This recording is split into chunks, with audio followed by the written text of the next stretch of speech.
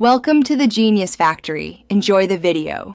In this video, I will explain how to remove a Porsche Panamera headlight. First, gather your essential tools, including a T30 Torx bit and a non-marring trim removal tool. Always ensure your vehicle is completely turned off and the parking brake is firmly engaged for safety.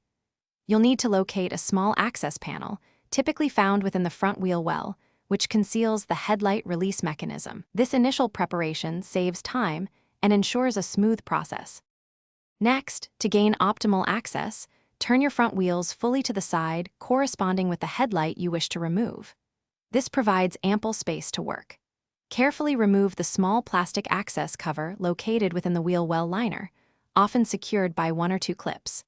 Then, insert your T30 Torx bit into the visible release screw and turn it approximately 180 degrees counterclockwise to disengage the locking mechanism. You'll feel a distinct click.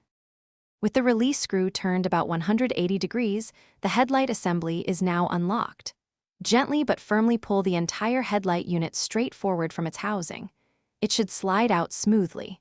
Once the headlight is partially out, you will see the main electrical connector at the back. Press the small tab on the connector and carefully pull it apart to fully disconnect the wiring harness. Be gentle to avoid damaging the pins. Finally, carefully guide the headlight completely out of the vehicle, taking care not to scratch the surrounding paintwork or bumper. Before reinstalling, take a moment to inspect the headlight housing and the vehicle's mounting area for any dirt, debris, or signs of damage. Reinstallation is simply the reverse of these steps. Connect the electrical plug, slide the headlight back into place, and turn the T30 Torx screw clockwise to secure it firmly. Ensure a snug fit. Thanks for watching. If you found this helpful, don't forget to like and subscribe.